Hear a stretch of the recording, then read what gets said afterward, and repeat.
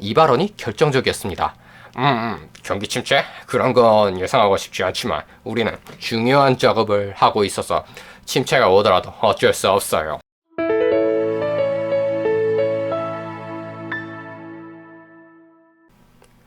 도널드 트럼프 미국 대통령이 최근에는 급기야 경기 침체 같은 거 알게 뭐냐는 식의 발언을 해서 주가가 곤두박질쳤습니다.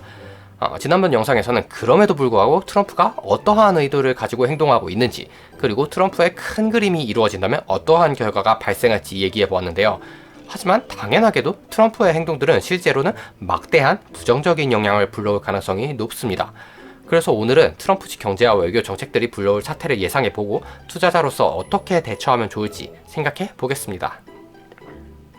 트럼프가 경기 침체도 감수한다는 발언을 한 것은 지난 3월 10일이었는데요. 사실 그 전까지도 트럼프의 도무지 예측할 수 없는 행보에 주가가 널뛰게 하면서도 상승세가 꺾인 모습이었죠. 하지만 이 발언이 결정적이었습니다.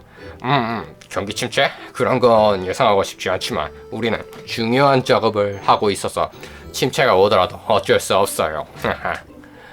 물론 저도 트럼프가 당선된 다음에 경제가 타격을 받을 것을 예상을 했습니다. 그러나 그 시점이 지금보다는 미래일 것이라고 예상을 했죠. 사실 지금도 실물 경기는 괜찮아요. 그리고 트럼프의 정책의 영향을 지금 당장 관측할 수 있는 것도 아니고요. 실제로 트럼프 당선 이래 주가가 상승한 것만 보더라도 사람들도 어느 정도 트럼프에게 기대를 걸고 있었다는 것을 알 수가 있죠. 그러나 트럼프가 이러한 돌출 행동, 돌출 발언을 하면서 생각보다 빨리 사태의 심각성을 파악하게 되었습니다. 다행히 주리언 계좌를 보면 아시겠지만 저는 트럼프 당선 이후부터 이러한 침체를 예상했기 때문에 현금이나 채권을 많이 쌓아뒀습니다.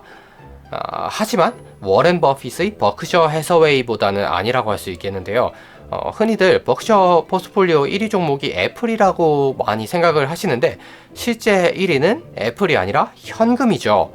지금이 워렌 버핏 포트폴리오 중에서 현금 비중이 가장 높을 때라고 할 수 있겠습니다. 괜히 현인이 아닌 것이죠. 여기서 가장 문제가 되는 행보는 바로 관세 전쟁이라고 할 수 있겠습니다. 트럼프 1기부터 바이든 정부까지는 주로 이러한 관세 전쟁, 무역 분쟁 이런 것이 중국을 타겟으로 하고 있었거든요. 트럼프 1기 때 주한미군의 방위비를 물고 늘어지는 경우는 있었습니다만 이 정도로 광범위하게 동맹국의 시비를 걸지는 않았죠. 지금은 중국뿐만 아니라 캐나다, 멕시코, EU, 호주 별별 나라하고 마찰을 일으키고 있습니다.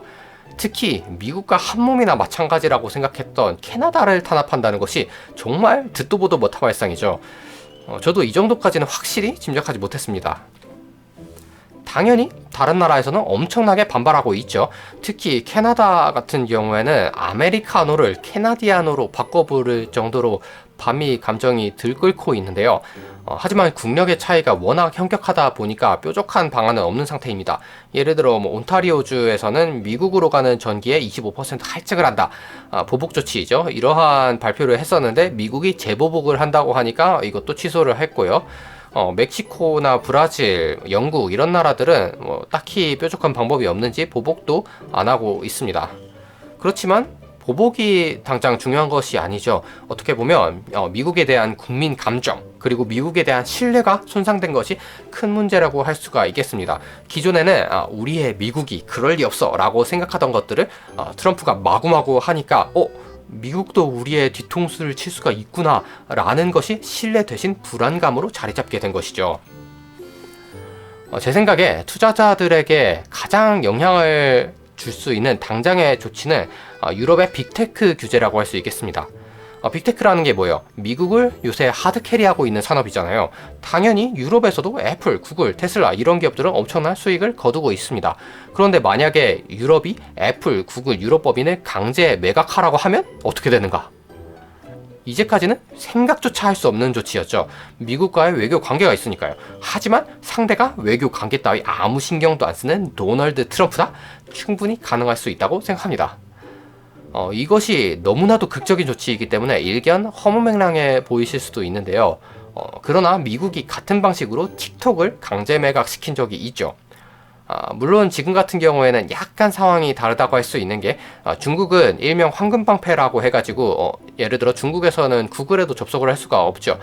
이런 식으로 외국 테크 기업에 대한 보호무역을 하다 보니까 너네가 우리 기업 막아? 그러면 우리도 너네 틱톡 막을게. 이런 식으로 이제 정당한 조치를 상호주의에 입각해서 했다고 볼 수 있겠습니다만 중요한 것은 강제 매각이라는 선례를 남겼다는 것이죠. 그리고 EU는 지난 9월에도 애플, 구글에 대한 천문학적인 과징금을 때린 적이 있거든요. 그렇기 때문에 한 번 더 이번에 탄압을 할 수 있지 않을까라는 생각을 할 수가 있습니다. 저만 그렇게 생각하는 게 아니라 실제로 빅테크들의 주가가 엄청나게 영향을 받은 걸 봤을 때 사람들이 이 트럼프의 파격 행보 때문에 EU가 무슨 조치를 취할 수도 있겠구나라는 생각을 덜어 한다는 것을 짐작할 수가 있습니다. 이런 식으로 각종 문제가 생길 것으로 예상이 되기는 하지만 실제로는 특히 단기적으로는 별 문제 없어 보일 수도 있습니다. 왜냐하면 국력이 강할수록 이러한 비상식적인 짓에도 데미지가 별로 체감되지 않을 가능성이 높거든요. 대표적으로 2017년부터 있었던 중국의 한한령이 있었죠. 한국 제품 쓰지 말고, 한국 콘텐츠 방영하지 말고, 한국 여행 가지 말고, 이런 식으로 중국 정부에서 암암리에 조치를 취했습니다만 이로 인해서 중국에 당연히 경제적 타격이 있었죠. 하지만 소국인 한국의 피해가 훨씬 막심했습니다. 이런 식으로 대국이 소국의 경제를 수탈하게 된다면 이 소국에서는 보복해봐야 큰 타격이 없을 가능성이 높고 애초에 대국에서 쓸 수 있는 카드가 많을 가능성이 높죠. 그리고 단기적으로는 오히려 긍정적인 효과도 기대할 수가 있는 게 어떻게 보면 이제 트럼프의 의도가 이것이라고 할 수 있겠는데요. 2013년에 세탁기 분쟁이라는 것을 보시면 이건 이제 트럼프 때는 아니고 2011년 오바마 정권 때 있었던 일입니다만 삼성, LG 세탁기에 반덤핑 조사를 했죠. 왜냐면 미국에서도 세탁기를 만들고 있었는데 가격 경쟁력에서 밀렸거든요. 그리고 2013년에 삼성, LG 세탁기에 대해서 반덤핑 관세를 매겼습니다. 한국은 여기에 대응해서 WTO에 미국을 제소를 했죠. 그리고 2016년에 승소를 했음에도 불구하고 미국은 막 나가서 관세를 유지하고 2018년에 수입 제한까지 걸었습니다. 하지만 이제 2023년에 최종 승소를 했음에도 불구하고 이미 삼성이나 LG 같은 경우에는 생산 시설을 미국으로 옮긴 다음이었죠. 결과적으로 한국에 이제 완패였다. 이렇게 볼 수 있겠는데요.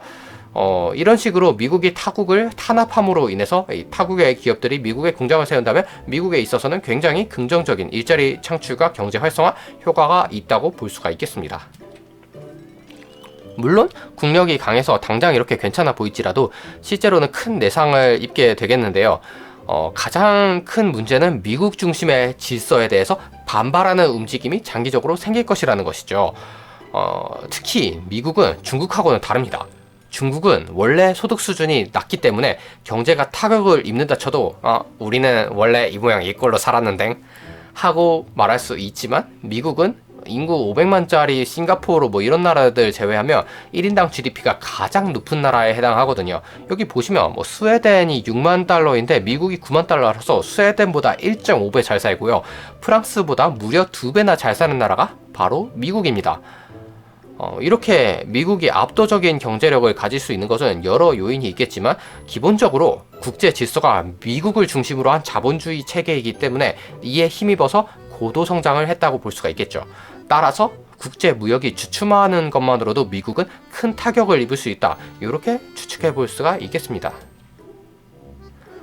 그렇다면 결론적으로 트럼프의 외교 정책에서는 승자는 없고 모두가 손해를 보는 결말이 될 가능성이 높습니다. 여기서 희망적인 시나리오가 만들어지려면 이른바 미국 없는 미국 팀이 뭉쳐서 서로 경제 협력을 강화하고 미국에 공동으로 대응하고 이렇게 되면은 미국 경제만 망가지고 이 트럼프가 견디지 못하고 항복 선언을 하거나 뭐 아니면 빠르게 탄핵을 당하거나 할 수 있겠습니다만 이러는 희망 회로를 돌리기에는 현실은 너무도 냉혹하죠. 문제는 이제 이게 되겠냐 하는 것인데 지금 EU도 단일한 목소리를 못 내서 항상 잡음이 발생하는 와중에 EU에다가 한국, 일본, 캐나다, 멕시코, 호주, 영국이 같이 모여가지고 미국에 공동 대응을 한다는 것은 전혀 상상할 수 없는 수준의 일이라고 할 수 있겠습니다. 하지만 일단 가능한 대안을 꼽자면 TPP, 환태평양 경제협력체라는 것이 있는데요. 일본, 영국, 캐나다, 호주, 멕시코, 칠레 등의 12개국이 공동시장을 형성한 협정이죠. 원래 미국도 여기에 참여를 하고 있었습니다만 다름 아닌 그 트럼프가 여기 TPP에서 빠지겠다고 선언을 하면서 진짜로 미국 없는 미국 팀이 된 조약이라고 할 수 있겠는데요. 이것이 미국도 빠진 김에 급 진전될 수도 있다는 생각이 듭니다. 그리고 이제 EU가 또 하나의 이제 단일 시장이죠. 여기 EU와 TPP 간의 FTA를 추진할 가능성도 있습니다.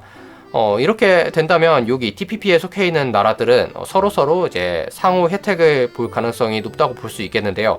하지만 그렇다고 TPP와 EU가 뭉쳐서 뭔가를 한다고 하더라도 미국의 공동으로 보복하는 건 좀 다른 문제죠. 이것은 말 그대로 경제 공동체일 뿐이니까요. EU 수준으로 뭐 단일한 정부를 형성하고 단일한 정책을 내고 이 정도의 협력체는 아닙니다. 그렇기 때문에 이제 앞으로의 급 진전되는 상황이 있다면 뉴스를 주목할 필요가 있겠습니다. 그리고 그 외에 수혜국을 꼽자면 이제 중국을 꼽을 수가 있겠는데요. 그러나 이제 중국이 여기에 수혜를 받으려면 유럽, 캐나다, 한국, 일본 반미로 뭉쳐보자 하고 중국이 앞장서서 나서서 협력적인 관계를 구축을 해야겠는데요. 하지만 중국은 지금 딱히 그럴 의지를 보이고 있지는 않고요. 사실 뭐 트럼프가 미국 대통령이라 특이해 보이는 거지 어떻게 보면은 주변국들 수탈해서 본인의 단기적 이익을 챙기는 거는 시진핑의 전매 특허라고 할 수 있겠죠.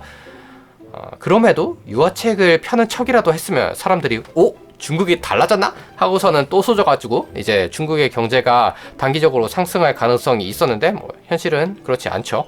나중에라도 그렇게 된다면 홍콩 증시에 투자하는 것을 추천해드리고 싶습니다. 한편 반대로 최악의 시나리오는 지난 시간에도 잠깐 언급한 마러라고 합의라고 할 수 있겠습니다. 마러라고 합의가 뭐냐면 미국이 다른 나라한테 달러 절하를 강요한다는 가상의 합의인데요. 한마디로 플라자 합의 2탄이라고 할 수 있겠습니다. 플라자 합의가 뭐냐? 일본이 한참 정성기일 때 미국이 어마어마한 무역 적자를 봤습니다. 일본이 계속해서 흑자를 보고 있었으니까요. 이러한 사태 해소를 위해서 미국, 일본, 영국, 프랑스, 서독, 당시의 경제 대국이죠. 이렇게 5개국 재무장관이 모여서 이대로는 지속 불가능하다. 우리 달러 가치를 낮춰서 미국의 수입 물가를 올리고 미국의 수출 경쟁력도 올려서 미국의 무역 적자를 해소하자라는 합의를 했습니다. 이후에 이제 달러가 250엔에서 120엔까지 엄청나게 내려가고 반대로 말하면 엔화는 2배 이상 올라간 것이죠. 이 때문에 일본 사람들은 순식간에 2배 부자가 됐습니다. 이로 인해서 일본 경제가 잠깐 버블을 형성하고서는 버블이 터지는 바람에 장기 침체가 돼서 잃어버린 30년이라는 말까지 나왔죠. 이것이 바로 플라자 합의인데 왜 플라자 합의라는 이름이 붙었냐면 1985년에 플라자 호텔에서 이러한 합의를 도출했거든요. 그래서 이와 마찬가지로 트럼프 자택에 있는 마러라고 해서 이러한 비슷한 합의를 할 수 있지 않을까 해서 벌써부터 가상의 이름이 붙여졌다고 할 수 있겠습니다. 그렇다면 미국이 또 이런 짓을 하면 그 자체로 경기가 살아날까? 침체될까? 이것도 중요하겠습니다만 사실 더 중요한 문제가 있습니다. 뭐냐면 달러 가치가 절반으로 추락한다는 것은 내 계좌에 있는 미국 주식의 수익률도 마이너스 50%가 된다는 거잖아요.